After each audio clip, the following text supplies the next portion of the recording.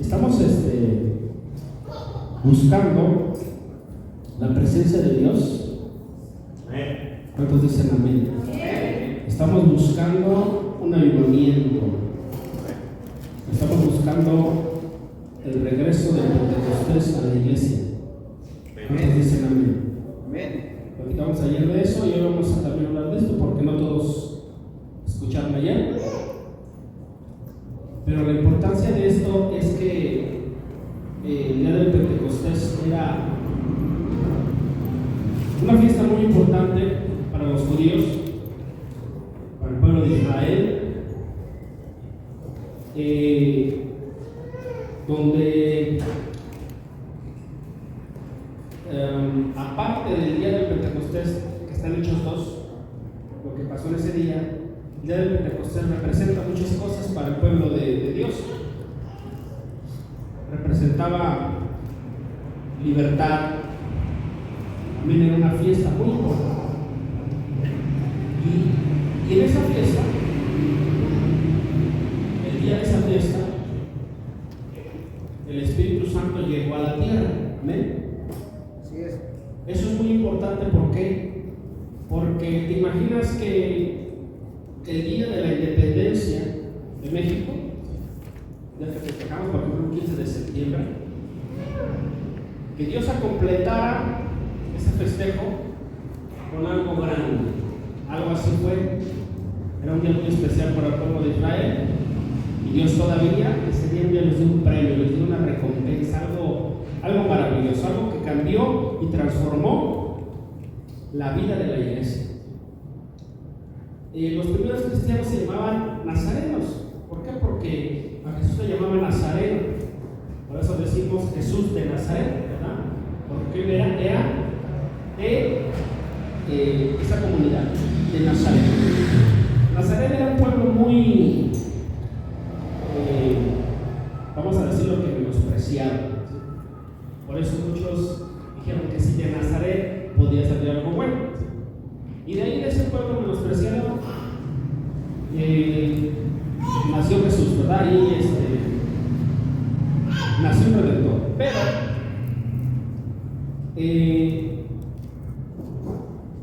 después se le dio el nombre de cristianos. ¿Por qué? Porque Jesús de Nazaret era el Mesías, ¿verdad? Y después se convirtió en el Cristo. ¿Por qué le llamaban cristianos? Porque era el Cristo, el Mesías prometido, el que iba a venir a salvar a su pueblo de la muerte y de la esclavitud. He oído en estos días gente que dice que no es cristiano. Me gusta mucho en las redes sociales. Dice: solamente queremos buscar a Cristo, seguir a Cristo, o soy discípulo de Jesús, ¿verdad? Pero la Biblia claramente dice que la iglesia primitiva, en la iglesia primitiva, el primer nombre de la iglesia eran los cristianos. ¿Cuántos dicen amén? Amén. Porque cristiano quiere decir seguidor de Cristo. Cristiano quiere decir imitador de Cristo. Alguien que quiere imitar a Cristo. Eso quiere decir cristiano. Después del Pentecostés, la iglesia tomó fuerza. ¿Por qué? Porque no estaba la iglesia tan empoderada como antes. Estaban en las sinagogas, estaban, conocían a Dios, pero no se les había revelado tanto que Pedro, que anduvo con Jesús mucho tiempo, negó a Jesús. Dice la Biblia que lo negó 3 veces, tal como Jesús se lo había dicho: tú me vas a negar 3 veces. Y cada uno de los discípulos hicieron algo que parecía que no amaban a Jesús, parecía que no eran buenos cristianos. Pero cuando Dios les da una promesa y les dice: les conviene que yo me vaya, ellos amaban pero no tenía la fuerza suficiente, no tenía la dirección suficiente para entender a Jesús, porque a pesar de que habían andado con él mucho tiempo, 3 años y medio exactamente, todavía no lo comprendían al 100%. Les hacía falta como una revelación, una iluminación en su mente. ¿Qué pasó? Que sabiendo esto, Jesús les dice: me voy. Y los discípulos emocionalmente o sentimentalmente le dicen: no te vayas, Jesús, o llévanos contigo. Y Jesús los consuela diciéndoles: miren, les conviene que yo me vaya, porque si yo no me voy, no va a venir el Consolador. Amén. ¿Quién es el Consolador? El Espíritu Santo, la tercera persona de la deidad, la tercera persona de Dios. Sabemos que está el Padre, el Hijo y el Espíritu Santo. El Espíritu Santo es la tercera persona de la divinidad. Algunos dicen que nosotros somos politeístas porque creemos en 3 dioses. Eso es una mentira. Nosotros creemos en un solo Dios manifestado en 3 personas. Amén. Amén. Y esa divinidad, el Consolador, es la parte de Él que vino a quedarse con nosotros. ¿Cuándo dicen amén? Porque Jesús dijo: yo voy a estar con ustedes hasta el fin del mundo. Y muchos pudieron haber pensado: bueno, dijiste que ibas a estar con nosotros, ¿por qué te vas? Porque el Espíritu Santo también es Cristo. Amén. Y ahora Cristo mora en nosotros, no en carne, pero en espíritu. Entonces, amén.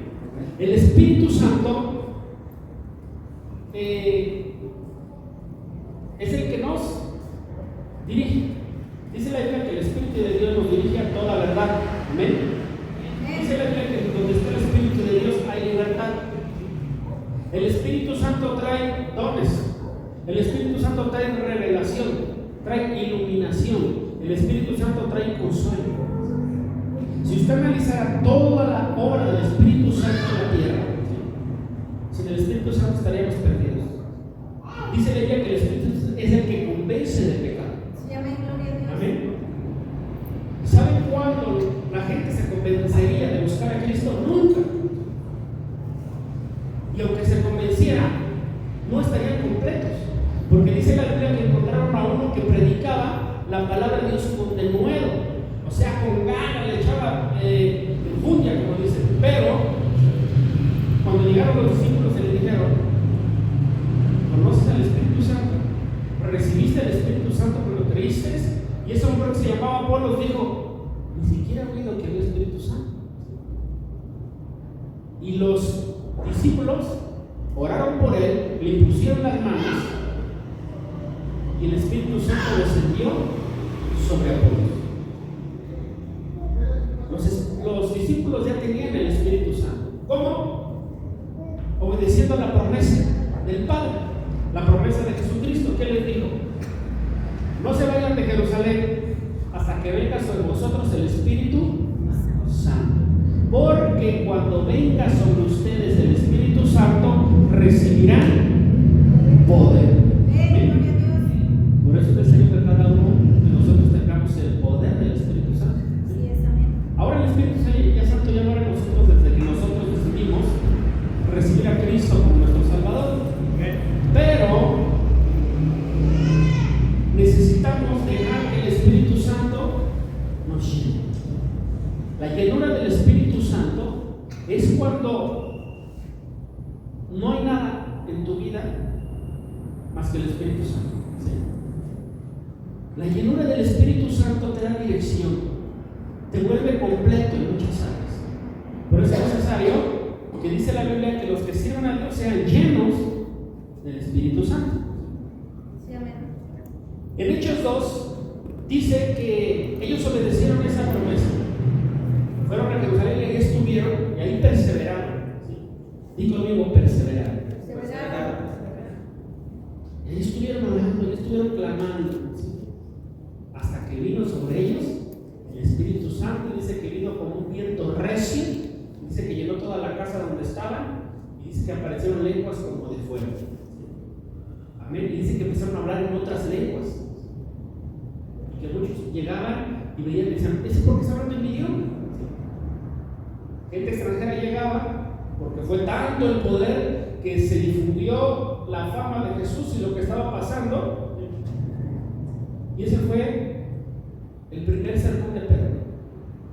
Después de que vino el Espíritu Santo, imagínate qué tan poderoso estaba que Pedro con un sermón hizo que se añadieran a la iglesia 3,000.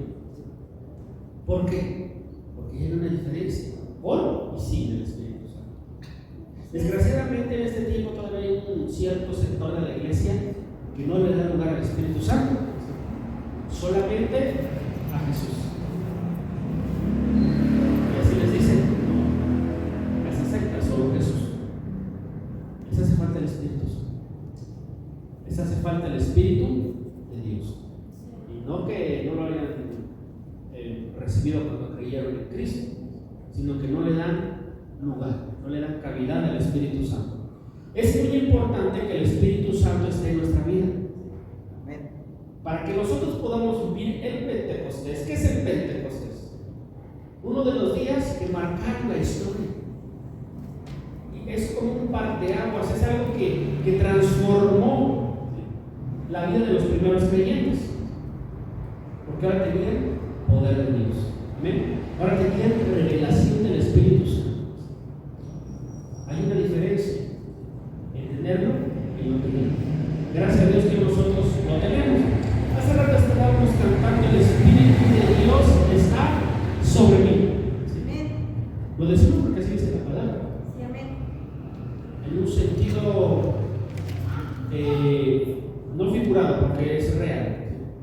Pero ahora el Espíritu Santo no solamente está sobre nosotros, el Espíritu Santo mora en nosotros. Entonces imagínate, si los profetas hicieron grandes cosas, si los profetas hicieron maravillas, solamente estando sobre ellos el Espíritu Santo. Ahora imagínate nosotros que está dentro de nosotros. Deberíamos hacer cosas más grandes. ¿Cuántos dicen amén? Sí, amén. El Pentecostés lo tenemos que volver a vivir. Amén. Nosotros somos una iglesia de denominación pentecostal, Pentecostés. Pero en este tiempo las iglesias pentecostales solamente están teniendo un título de Pentecostés, pero se ha ido el fuego del Espíritu Santo. ¿Amén? ¿Desde cuándo Dios estaba prometiendo al Espíritu de Dios? Fíjate, cuando estaba Juan el Bautista, cuando vio a Jesús venir para ser bautizado, dice que él dijo, ese es. Él lo identificó y dijo, ese es el que yo les había dicho antes. O sea que ya Juan el Bautista ya se los había predicado, porque Juan el Bautista era profeta también. Ya les había dicho, mira, yo los bautizo con agua para perdón de pecados, pero detrás de mí viene uno que es más poderoso que yo, el cual no soy digno ni de desatar la correa de su zapato, y él los va a bautizar en el Espíritu Santo y fuego. Eso ya lo había predicado Juan el Bautista, y cuando lo vio, dijo, ese es el que yo les decía, que los iba a bautizar con el Espíritu Santo y fuego.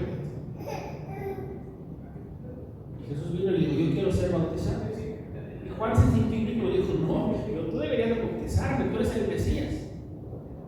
Y Jesús les dijo, tú haz como conviene. Y Jesús lo bautizó.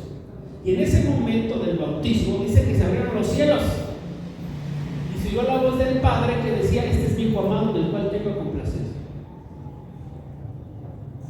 Y todavía dice que apareció una paloma. ¿Me representa qué? El Espíritu Santo. Y si te das cuenta, este es un texto que nos revela la Trinidad. Pero ¿qué crees? Que cuando se los lees a la secta de los solo Jesús, no se les puede revelar. Es como si le hablaras a la pared. Pero ahí está la Trinidad clara. Ahí está Jesucristo, el Hijo, bautizándose, está manifestándose en la voz de quién? Del Padre. Y la paloma es el Espíritu Santo, o sea, están los tres. Amén. Está muy claro. esa Trinidad en la que nosotros creemos en Cristo. La Biblia es una historia, la historia de Dios. En el Antiguo Testamento se manifestaba ¿quién? El Padre. Amén. Pero ya se estaba prometiendo el Hijo. Y el Espíritu de Dios estaba solamente sobre las personas, sobre ciertas personas que eran los profetas. Solamente los profetas podían tener ese privilegio de que el Espíritu Santo estuviera no dentro, sobre. Gracias a Dios que ahora tenemos dentro al Espíritu Santo. Amén, gloria a Dios. Aleluya. Qué hermoso, ¿no? Pero ya se prometió el Espíritu Santo, ya se prometió el Mesías, y el día del Pentecostés, el profeta Joel, que todavía no sabía, ¿sí?, de Jesucristo, se ve que va a haber un Mesías. Joel, el que profetizó el día del Pentecostés, no lo vivió, pero lo profetizó. ¿Y qué pasó cuando llegó el Espíritu Santo el día del Pentecostés a la iglesia? Pedro dijo: no estamos borrachos, porque muchos estaban diciendo que estaban borrachos, por hablar de lenguas, ¿no? No se maravillen que nosotros de repente digan: esos están ahí borrachos. Pero Pedro dijo: no estamos borrachos. Lo que pasa es que el Espíritu Santo y fuego está aquí. Se está cumpliendo. Esto que está pasando es lo que profetizó Joel. Amén. ¿Qué profetizó Joel? Sí. La profecía decía: en los posteriores días yo derramaré de mi espíritu sobre toda carne, y los jóvenes verán visiones, los ancianos soñarán sueños. Eso fue lo que profetizó Joel. Se cumplió en Hechos 2. Amén. Y ahí en el Pentecostés se derramó el Espíritu Santo. Y no es que ahora nosotros estamos esperando el Espíritu Santo, no, ya está en nosotros. Lo que queremos ahora es avivamiento. ¿Qué es avivamiento? Es despertar algo que se durmió. La Biblia dice: no contristéis al Espíritu Santo. Si está el Espíritu Santo, el problema es que a veces el pecado contrista al Espíritu Santo. El problema es que a veces en nuestra manera de ser contrista al Espíritu Santo. A veces nuestra falta de comunión con Dios contrista al Espíritu Santo. Por eso el apóstol Pablo le decía a Timoteo: te aconsejo que avives el fuego del don de Dios que está en ti. O sea, ya está ahí, pero lo tienes que avivar porque lo has descuidado. Y ahora que nosotros tenemos esa responsabilidad de avivar lo que está ahí, estamos en un proceso de búsqueda. Como les dije ayer, recuperando el Pentecostés. ¿Cuántos dicen amén? Nuestra iglesia tiene que volver a ver milagros. Nuestra iglesia tiene que volver a ver los mudos hablar. Nuestra iglesia tiene que volver a ver los cojos saltar. ¿Cuántos dicen amén? Amén. Los teólogos dicen que desde los años 80 disminuyeron los milagros. A finales de los 90 ya de plano se escasearon. Y hay gente que dice eso: es que no hay milagros. Yo creo que milagros hay. Lo que no hay es santidad. Lo que falta es entrega. Lo que falta es compromiso. Y lo que falta es fe. Pero los milagros están ahí. Amén. Y para que haya un milagro necesitamos fe. Porque dice la Biblia que Jesús fue a su tierra y dice que no pudo hacer milagros porque les faltaba fe. Y ayer nos surgió la frase: y cuando venga el Hijo de Dios, hallará fe en la tierra. Necesitamos fe. La Biblia dice que sin fe es imposible agradar a Dios. ¿Cuántos tienen fe? Pero ¿sabes qué? Tienes que tener la fe salvadora. Porque la gente del mundo también tiene fe. Y para todo dicen: no, yo le tengo fe a esto. Si vende taquitos, yo le tengo fe a mis taquitos. ¿Ven? Pero nosotros tenemos fe. en el Hijo de Dios. Amén. Nosotros tenemos fe en la palabra de Dios. Esa es la fe, es una fe diferente. ¿Y qué dice la que por la fe los antiguos alcanzaron? Buen testimonio. Dice que hicieron proezas. La Biblia dice que por la fe taparon bocas de leones. Por la fe echaron en fuga ejércitos extranjeros. Amén. Eso fue por la fe. Nosotros tenemos que tener esa fe que activa el poder de Dios. Amén. El poder de Dios está ahí, pero hay que activarlo. ¿Cómo se activa? Con fe. Amén. Sin fe es imposible que Dios haga algo. Porque el que no tiene fe, lo contrario de fe, que es incredulidad. Dios no puede obrar en la incredulidad. Porque hay quienes que Jesús les dijo: mira, si piden, pidan con fe, pero no pidan dudando. Bueno, lo dijo, no pidan dudando. Y si piden dudando, no esperen recibir nada. O sea que si tú estás orando, voy a orar, a ver si le pega, no va a pasar nada. Yo voy a orar, a ver si es la voluntad de Dios. Mira, claro que debemos de orar: Señor, se haga tu voluntad y no la mía. Y aquí es donde algunos me tachan de hereje. Mira, cuando Jesús les enseñó a orar a los discípulos, les dijo: vosotros pues oraréis así: Padre nuestro que estás en los cielos, santificado sea tu nombre. Y dijo todo el Padre nuestro, y ahí dijo: que se haga tu voluntad y no la mía.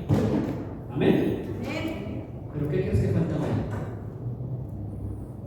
El Espíritu Santo todavía no llegaba. Amén. Todavía no llegaba el Pentecostés. Pero después del Pentecostés ya tenemos el Espíritu Santo que nos revela la verdad, que nos direcciona a toda verdad. Y ahora cuando tú estás orando, el Espíritu Santo gime y dice que nosotros no sabemos pedir como conviene, pero Él sí sabe pedir como conviene. O sea que ahora el Espíritu Santo ya nos revela cómo orar. Amén. Y si estamos conectados con Él, estamos orando en el Espíritu. Y si oramos en el Espíritu, estamos orando conforme a la voluntad de Dios. Amén. Por eso algunos dicen: es que en estos tiempos ya Dios no revela nada. Los teólogos dicen: ya no hay revelación en este tiempo. Mira, no hay revelación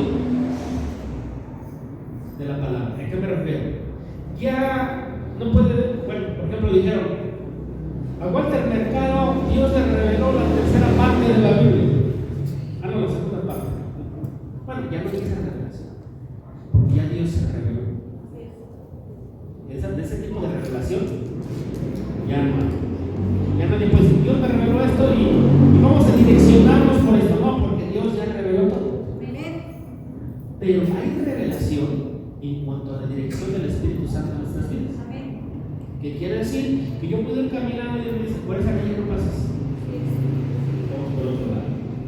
Puede venir ahí un hombre a decirme: tengo mucha necesidad, es que me asaltaron. Y Dios me puede revelar que es falso. ¿Sí? Puede venir un hombre de traje con corbata y muy galán y decir: yo soy el profeta fulano de tal, tengo una palabra profética para ti. Dios no puede revelar que ese es un logro de paz. De ese tipo de revelación sí hay. Porque de hecho la Biblia nos muestra dones de revelación. ¿Como cuál? Como el discernimiento de espíritus, ¿no? El don de ciencia, para la sabiduría, son dones de revelación. De ese tipo de revelación sí hay. El Espíritu Santo revela. ¿Cuántos dicen amén? El Espíritu Santo revela. Y en la Biblia Dios nos va a revelar algo para que sea escrito. ¿Por qué? Porque ya está todo. Cuando Dios le dice: Juan, ya séllale ahí se acabó. Ya no hay nada de que encontramos un libro perdido y que no, ya. Ahí Dios dijo: se sella. Y lo que no está en la Biblia es porque Dios no quiso que estudiara. Amén. Amén o no. Amén. Ya nada se le puede añadir a la Escritura. Inclusive dice que es maldito aquel que le añada una tilde, que le quita o que le ponga. Ya quedó la palabra. Y no es falta del mercado de la tercera parte de la Biblia, ni nada de eso. Cuando tú escuchas a los nuevos apóstoles que dicen: tengo la nueva revelación, si es nuevo, pues no viene de eso. Amén. Si es nuevo, no es de Dios. Porque la Biblia dice al contrario, dice seguir la senda antigua. O sea, la palabra de Dios, tal cual. La palabra de Dios, viva y eficaz, nos ha sido revelada ¿por quién? Por el Espíritu Santo, porque el Espíritu Santo ya no nos revela la palabra, nos ilumina para que podamos entender la palabra. ¿Cuántos dicen amén? ¿Qué es iluminación? Es un entendimiento sobrenatural. Amén. ¿Y qué es revelación? Miren, los que son del tiempo de cuando nada más el santo hacer videollamadas, entienden que había las fotos se tenían que revelar. ¿Sí se acuerdan? Los que no somos de la era digital. Bueno, yo sí. Tú sacabas tus fotos, llevabas un rollo y lo llevabas a un lugar, una gente especialista y revelaban esa foto. Pero ¿cómo estaba antes? Estaba oscura. Se veía como así como manchada. Se veía bien oscura. Eso quiere decir revelación. Que algo sale a la luz. Amén. Algo escondido que es manifiesto. Amén. Algo perdido que se encuentra. Algo que está a oscuras y Dios te lo revela. Eso es revelación. Y revelar quiere decir, para que quede más claro, quitar el velo. Amén. La Biblia dice que el Dios de este siglo, está hablando de Satanás, el Dios de este siglo, porque ahí viene la Biblia con D minúscula, el Dios de este siglo dice, ha cegado el entendimiento de los hombres para que no les resplandezca el Evangelio. Entonces, cuando el Espíritu Santo viene, nos arranca la venda y nos revela, ¿verdad? La verdad. Pero vamos a la palabra y la iluminación llega. Pero la iluminación es un proceso. Amén. Y la revelación simplemente es que se nos fue la venda quitada. Amén. El día del Pentecostés esto pasó. El Espíritu Santo le quitó la venda de los ojos a muchos. El Espíritu Santo le dio poder a la iglesia. ¿Cuántos dicen amén? El Espíritu Santo empezó a dirigir la iglesia. Y ahora hay una diferencia muy grande, por lo cual la iglesia debería de estar empoderada. La iglesia debería de estar haciendo milagros y viviendo un evangelismo sobrenatural. Amén. En estos tiempos tú vas a administrarte a cualquier congreso, y a cualquier escuela de evangelismo y te dan estrategias evangelísticas muy buenas, gracias a Dios. Pero si la estrategia no está en el Espíritu Santo, no sirve. Hay una iglesia que fue muy famosa por ahí por el 2000, 2006. No digo nombres, pero fue una iglesia mundialmente famosa y todos cantaban lo que tocaba ese grupo de alabanza y de repente ¡fum!, se destruyó. Una iglesia de miles de personas. ¿Sabes por qué? Porque crecieron con la estrategia, crecieron como el liderazgo, pero se olvidaron del Espíritu de Dios y quedó destruido. Los músicos se volvieron homosexuales. Fue tremendo. Muchos pastores que eran de esa línea se hicieron apóstatas. ¿Por qué? Porque se olvidaron de algo, del Espíritu Santo. Mucha gente se emociona. ¡Ay, está creciendo la iglesia! Pero ¿cómo está creciendo? ¿Con cimiento o sin cimiento? Porque a veces la iglesia crece y luego viene el diablo y les hace ¡bum! Y todos a correr. Y otra vez se queda vacía la iglesia. Por eso debemos de crecer con cimiento. Y eso solamente se logra volviendo al Pentecostés. ¿Cuántos dicen amén?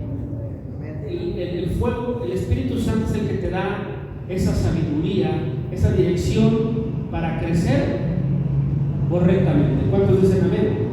Porque no creces con tu propia sabiduría, sino creces en la sabiduría de la palabra de Dios. Entonces, para volver al Pentecostés necesitamos algo. ¿Sí? Ayer lo vimos.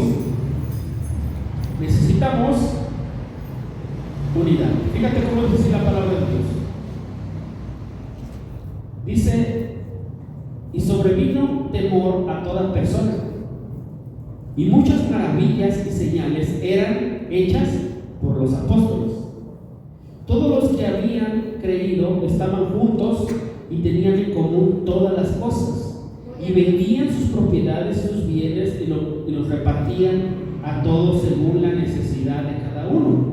Y perseverando unánimes cada día en el templo y partiendo el pan en las casas, comían juntos con alegría y sencillez de corazón, alabando a Dios y teniendo favor con todo el pueblo. Y el Señor añadía cada día a la iglesia a los que habían de ser salvos.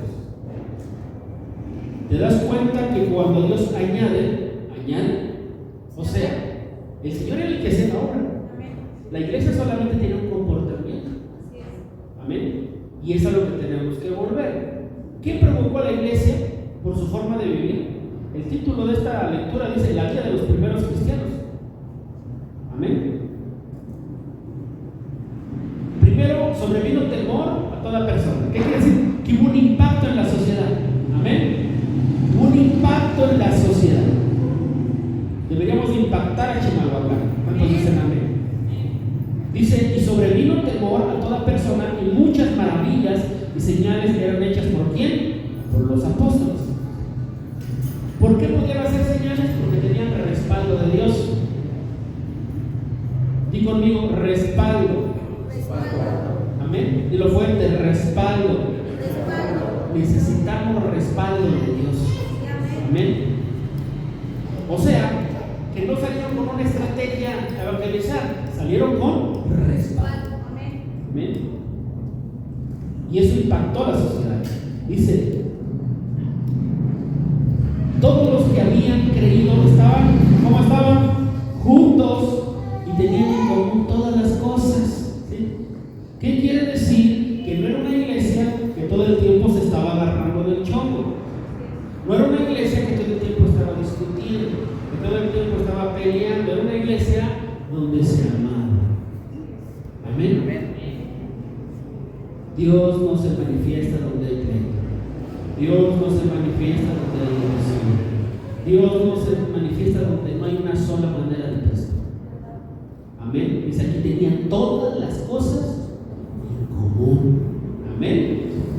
Pero ahora unos quieren jalar para acá, otros quieren jalar para allá, pero menos a la Biblia. Dice la Biblia que tenemos que ir ¿hacia dónde? Hacia el blanco perfecto. Por eso es necesario que en este tiempo la iglesia se vuelva a unir, ¿verdad?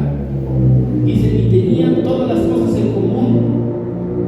Fíjate qué tanto amor tenía la iglesia. Dice: y vendían sus propiedades y sus bienes y los repartían a todos según la necesidad de cada uno.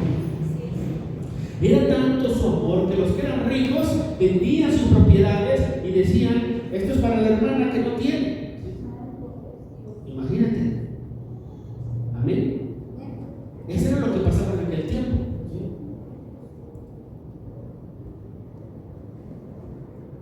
Era tanto el amor de la gente que fíjate cómo vivían como una familia.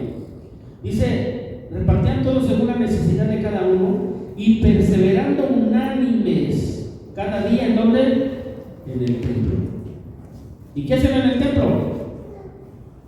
Estaban juntos, unánimes. No es lo mismo estar revuelto que unánime. ¿Sí me explico? No es lo mismo estar revuelto que unánime. Dice: y repartían a todos según la necesidad de cada uno, y perseverando unánimes cada día en el templo, y partiendo el pan en las casas, comían juntos con alegría y sencillez de corazón. ¿Qué quiere decir? Disfrutaban estar juntos, disfrutaban estar en unidad, disfrutaban comerse los frijoles juntos. ¿Cuántos dicen amén? Disfrutaban estar en familia. ¿Cuántos dicen amén? No dice que se juntaban para murmurar, no dice que se juntaban para echarle tierra a alguien, dice que se juntaban para disfrutar. ¿Amén? Dice que comían con sencillez de corazón y dice con alegría, o sea, estaban contentos. Dice: alabando a Dios y teniendo favor con todo el pueblo. Quiere decir que no tenían pleito con el vecino,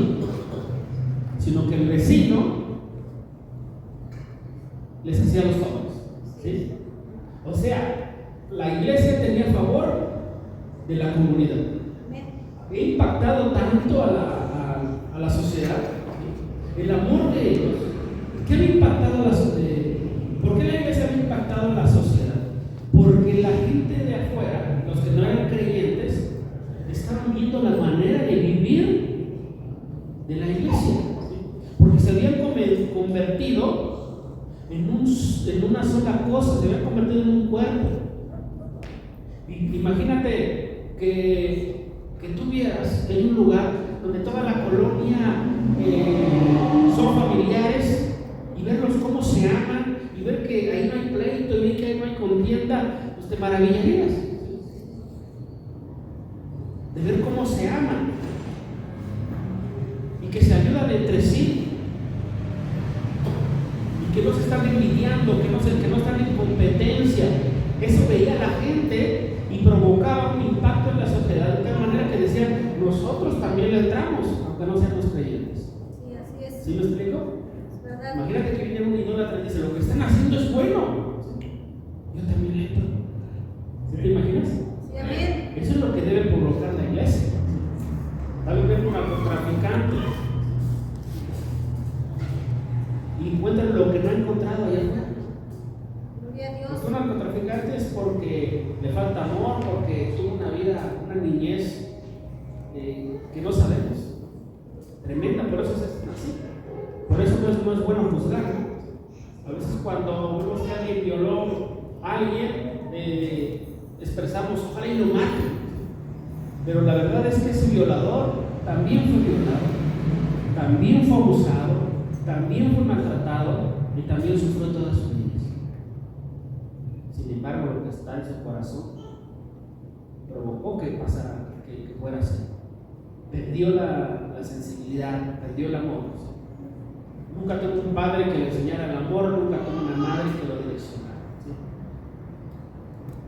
Y cuando vienen a la iglesia y ven que el amor de Dios, esa gente es transformada. ¿Cuántos dicen amén? Cuando ven cómo se aman. ¿Sí? Por eso Jesús decía, ¿saben cómo le decía a la gente? ¿Saben cómo van a conocer quién es discípulo? Cuando se amen los unos a los otros. Donde ven un lugar donde todos están amando los unos a los otros, esa es la iglesia. Donde ustedes vean un lugar donde todos se aman, esos son mis discípulos, mis verdaderos discípulos. Sí, amén. El problema es que a veces la iglesia se empieza a cruzar, se empieza a enfriar, se empieza a desviar, empieza a haber competencia, empieza a haber orgullo, empieza a haber altivez de corazón. Yo soy mejor. ¿No? He visto que de repente un lugar donde van a participar otros grupos de alabanza están ahí compitiendo, ya están viendo a ver quién toca mejor.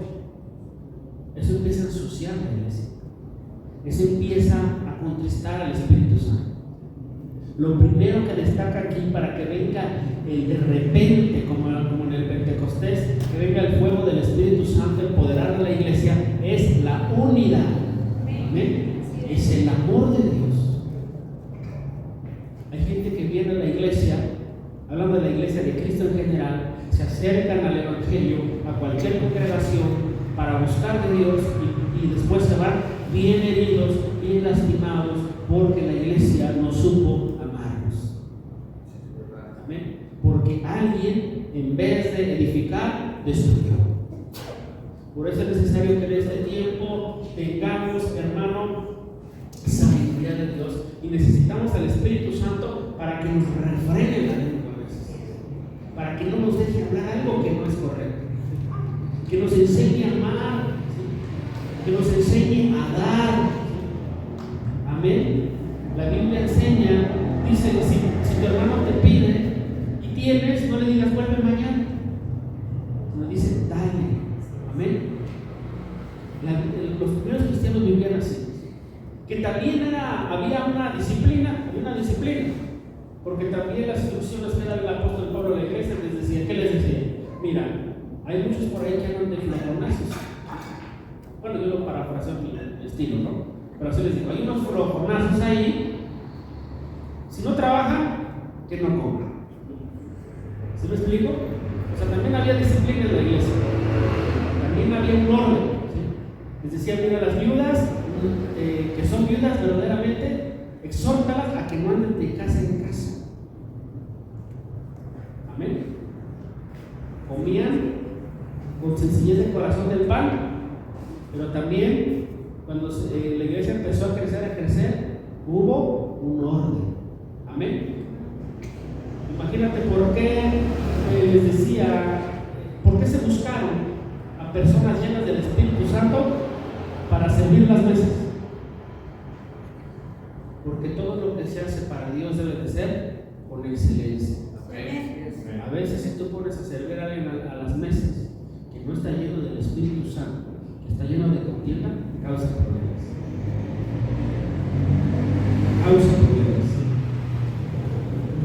En alguna ocasión me pasó que fuimos a visitar por ahí una iglesia lejos de aquí y una hermana se acercó y pidió un vaso de agua, ¿sí? Y la pastora le dio un manazo y dijo: no estés dando el agua todavía, es agua para los de la iglesia local. Y esa persona que compró el vaso de agua se debe haber sentido como que le dolió el corazón. Y no solamente eso de que no estamos dentro de una iglesia, sino que estamos en una playa bautizando a gente. Y la gente de afuera, ¿qué vio? Ellos son los cristianos. ¿Te imaginas? Por eso la iglesia necesita la llenura del Espíritu Santo para que la iglesia pueda estar unida. Pero la iglesia se conoce. Y voy a cerrar con esto. Mira, ahora hay una iglesia, hablando en general, de toda la iglesia, me parece que la iglesia es una en todo el mundo. Hay diferentes congregaciones. Pero hay lugares donde se tiene que entrar a la iglesia vestida de una manera. Y si no entras de esa manera, no puedes entrar. Hay lugares donde no puedes sentarte junto a tu esposa. Las mujeres van de este lado y los hombres de este lado. Hay lugares donde si tú vienes borracho, te sacan. Y no el pastor, todos tienen que estar borrachos. La iglesia es para que se conviertan los borrachos. La iglesia es para que se convierta en drogadicto. La iglesia es para que se convierta en la prostituta. ¿Cuántos dicen amén? La iglesia no es para los santos. Amén. Hay iglesias donde el estándar de santidad es la manera de vestir de la mujer. Esta mujer es santa porque se viste así. La Biblia no dice eso. La Biblia dice que se debe vestir con decoro y con honestidad. Pero no es el estándar de santidad, es el resultado de la santidad. Porque dice cómo se han cambiado aquellas mujeres santas. O sea que ya eran santas y por eso se vestían así. ¿Sí me explico? Pero hay gente que lo voltea. Ahora te vistes así para ser santa. ¿Sí? Y ponen un estándar de santidad. Y yo creo que el mismo apóstol Pablo podría llegar a su nivel. Y si estuviera el apóstol Pablo predicando, hasta lo criticarían. ¿Por qué? Porque no están a gusto con nada. No están a gusto con nada. El apóstol Pablo era un hombre entregado. Jesús, el Hijo de Dios, que se entregó a sí mismo por nosotros, también era criticado. También le querían enseñar cómo hacer las cosas. Viene y deja que una mujer lave sus pies con un perfume costoso. Y él sabe todo que dijo. Si supiera que esa mujer es una pecadora, no le estaría dejando que le lavara los pies. Y qué tonta, porque ese perfume mejor lo hubiera dado y con lo que ganáramos ese perfume le dábamos a los pobres, porque era un perfume carísimo de alabastro. En aquel tiempo, con lo que es el equivalente a un perfume de ese, es el equivalente a un precio de comprar un carro último modelo en este tiempo. Por eso dijo eso. ¿Qué quiere decir? que le querían hacer a Jesús, le querían decir a Jesús cómo hacer las cosas. Lo estaban criticando. ¿Sí? Mira, se sienta con los pecadores. ¿No? Si fuera de verdad el Mesías, ¿por qué no se sentaría con los pecadores? Porque no les revelaba el Espíritu Santo en el Evangelio.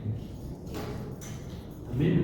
Y Jesús les dijo: un sano no tiene necesidad de médico, pero yo vine a los enfermos. Entonces, es la iglesia de hoy, que debe estar consciente que la iglesia es para ir por los pecadores. Sí, amén. Por eso a mí no me molesta cuando la gente diga, cuando hacemos conciertos, que eso, acá está marihuana, es que para eso es para que venga el marihuana. Amén. Sino para qué. Cierto. Cristo vino a buscar al perdido. Nosotros debemos de estar capacitados para dar un abrazo a un borracho pestoso. Amén. Para que se convierta en esto. Entonces dice, no venimos a catalogar gente. Dice la Biblia, el apóstol Pablo exhortaba a la iglesia y les decía: mira, no cuando venga un bien vestido, no le digas: mira, pásate y siéntate hasta adelante. Y cuando venga un pobre, no le digas: mira, siéntate hasta atrás. Y te decía el apóstol Santiago: no hagas excepción de persona. Amén. Desgraciadamente a veces aquí es así. La iglesia de Cristo, el que tiene carro, a ese sí lo ponemos sobre la lona, ¿no? Ojalá lo usamos. No, la Biblia dice que no hagamos excepción de persona. La iglesia tiene que entender su papel. Y ahora sí te prometo que termino de hacer esta historia. Le dije a los hermanos: vamos a comer acá. Y fuimos a comer tacos en un lugar, ¿sí? Y nos sirven los tacos y una hermana se los dan equivocados. ¿Y sabes qué hizo? No, a mí me los cambia, ¿sí? Y las traga, mierda. No, me los cambia, por favor. Sí, hermano, pues yo se los cambio, pero yo tengo de los que usted quería. No, es que si le estoy diciendo, me los debería de traer como yo le dije. Qué vergüenza. Y luego, yo también el deseo distraído, ¿no? Le da un refresco que no había pedido. Y digo: bueno, mira, dame ese, lo que tomo. Y pide que quieres. No, pero ya se preocupa, hasta la poco se va a tomar dos. Tomo dos, pero ya cállate. Y estaba, hermano, agrediendo. Imagínate, hermano, somos cristianos y no representamos el amor de Dios en donde andamos menospreciando a la gente. Nosotros somos luz en las tinieblas. Nosotros, el amor de Dios se nos debería salir por los poros. El amor de Dios, hermano, debería de fluir en nosotros. Pero desgraciadamente la iglesia se ha convertido en una religión más. Así que yo quisiera decirles que si quieren recuperar el Pentecostés, hay que volver al principio. Hay que volver a la senda antigua. Renunciar a la modernidad, hermano, de andar criticando, de andar buscando formas de cómo debe de ser la gente. Amén. Todavía no sabemos. Esa iglesia no entiende, hermano, nosotros somos bien necios. Yo no sé si usted entendió la primera, pero nos costó trabajo. Tenemos que entender que la iglesia de Cristo debe de ser luz en las tinieblas. Si quieres volver al Pentecostés, si quieres volver a ver milagros, si quieres volver a ver el respaldo de Dios, empieza amando a tu prójimo como a ti mismo.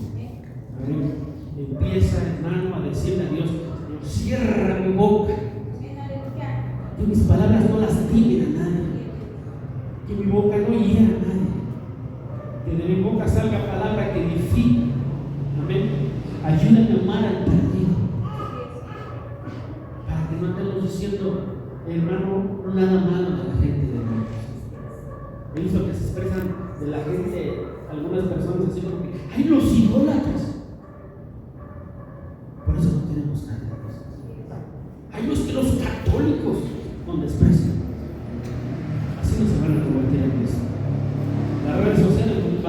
bombardeara criticando a los católicos. ¿Y que los critican los cristianos? Dios no nos llamó a eso. Dios nos llamó a presentar al Dios de amor, al Dios de paz. Y cuando ellos comprendan la obra de Cristo en la cruz del Calvario, solitos van a dejar la ignorancia. Sin que tú los estés entendiendo. Así que yo quisiera que oráramos en este momento y le dijéramos a Dios: queremos volver a la santidad. Quiero ser luz en medio de las tinieblas. La palabra de Dios dice que